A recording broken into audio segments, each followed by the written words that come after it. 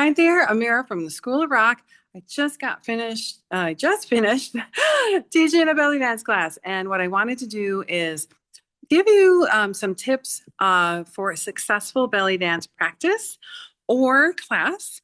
And if you want to use these tips for when you practice at home, or if you're taking a class, look to make sure that you are utilizing these tips just to get you prepared. Because with any dance, it's an art form, and belly dance is a vibrant expression of culture, emotion. So whether you're experienced or you're brand new, follow these tips so that way you can approach your class or your practice with the right mindset.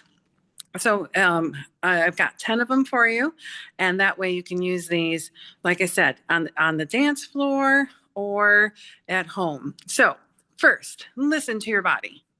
Okay, pay close attention to how your body feels during the class or your practice session. If you're feeling dizzy, nauseous, you're tired, you've got tightness, you're sore, whatever it is, then this is a message from your body to say, hey, no, no, no, this is enough. That we need to stop. So if you ignore your body's signals, that can lead to, injuries. So it's not uncommon for dancers to overtrain, and if there's somebody that was looking to make a career out of their dance, if they overdo it, then they're done. They can't pursue that dream anymore. So the next is your posture. Posture is so important to protect your. It doesn't just look good; it's to protect your body, in particular your lower back. So imagine there's a string on the top of your head. You're being pulled by that string on the top of your head that aligns your shoulders over your hips. And this is the foundation for your perfect posture. I like to start with your feet together. Your knees are bent, your tummy's tucked, your chest is lifted, you're smiling. You're breathing. Breathing is really important too. Shoulders are back and down, arms are out.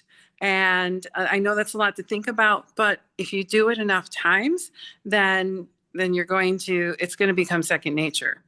So next, you can at home, because here in the classroom we've got mirrors, but at home you might not have mirrors. So if you don't have mirrors, there's ways around that, but you can also record yourself. So if you practice in front of a mirror, even if it's the kind that you buy at back to school season and it goes on the back of your door, any mirror will help you.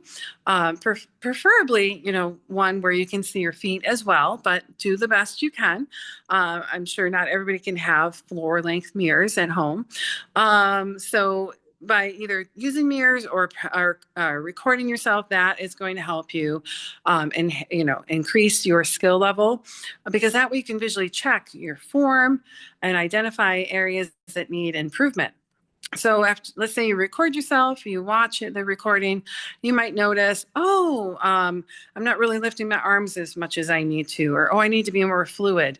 I missed a step there, stuff like that. And not to be critical of yourself, it's just that way you can make those improvements so that way you are a better dancer.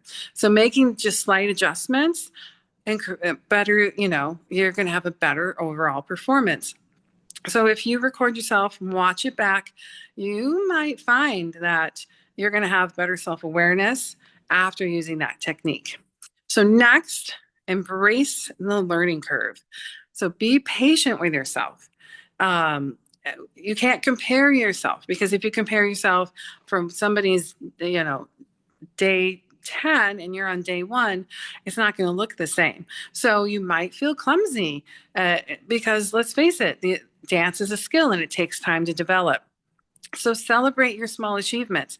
Mastering something like a shimmy or a hip circle, celebrate that. Acknowledge these steps as you make your progress. So if you start with basic moves and then gradually incorporate something more complex, like a floor pattern or layering a shimmy on top of a movement, this is going to build your confidence. So remember, this is a journey, and growth often happens in unexpected ways. Next, I want you to persist through your challenges. It's so easy to give up when it gets hard. If you're having trouble, let's say you're having trouble like the three-quarter shimmy, and you're like, oh, I'm never going to get it.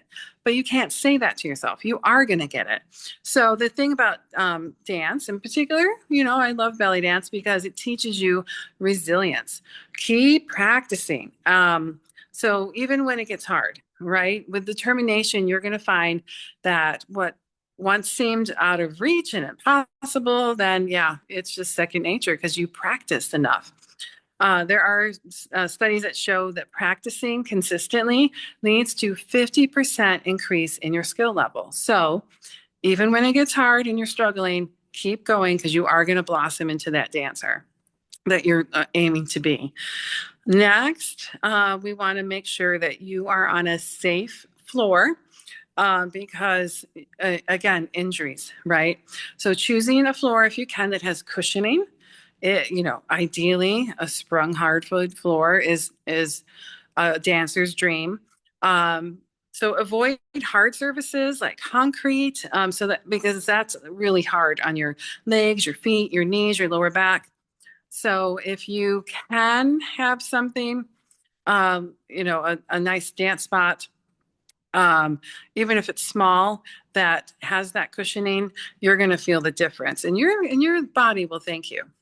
Next, we're going to let the music guide us because belly dance is deeply connected to the rhythms of the Middle East. So when you tune in to these rhythms and you're going to let the music move through you, your body is going to reflect these rhythms and melodies. That way, you're part of the music as you're dancing, right? You're being harmonious in your performance. That way you can engage with different kinds of music styles, not just the traditional Middle Eastern, but modern fusion, pop, you know. So you can experiment with various types of music. That way you're going to deepen your connection to the dance and expand your expressiveness. All right. Next, we've got engaging in every part of our body. In belly dance, we call it belly dance, but there's more than just the belly. We dance from our head to our toes, right? So we're going to use our entire body to express ourselves. We're going to move from our fingertips all the way to our toes, incorporating facial gestures, eye movements, so we can tell a story. And that way we give a full performance because we're fully engaged.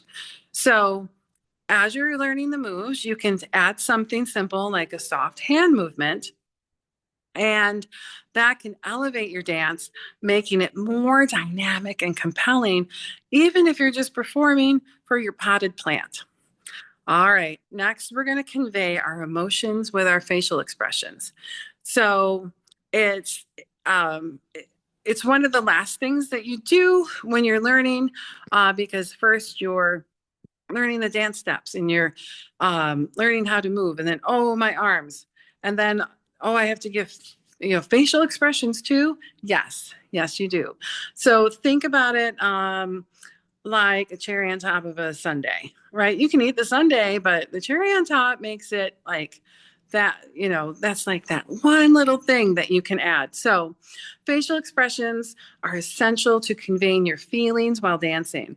If you show joy, then your audience is going to feel joy too. So practice in the mirror your facial expressions along with your movements. So let's say you're in front of a mirror and you're showing happiness through your smile. There's research that shows that performing while making these facial expressions resonate better with the audiences, and then they feel better about it too. Okay, speaking of smiling, the last tip: smile, smile, smile. Just like your hip movements or your shoulder movements or arm movements, you have to practice your smile. Smiling not only boosts your confidence, but it also creates a welcoming atmosphere to your audience. Again, even if your audience is just maybe your cat. So use your mirror to check and see what kind of facial expressions are you making. If you think you're making great facial expressions, record yourself and find out.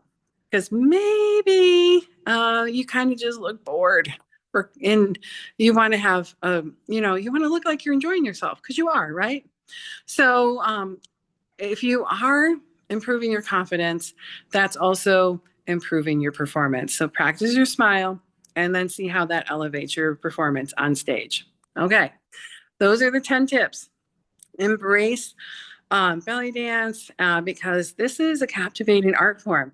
It does demand dedication, patience, and care for your body and care for your emotions. So, follow these tips. You'll not only enhance your practice, but deepen your appreciation for this beautiful dance form.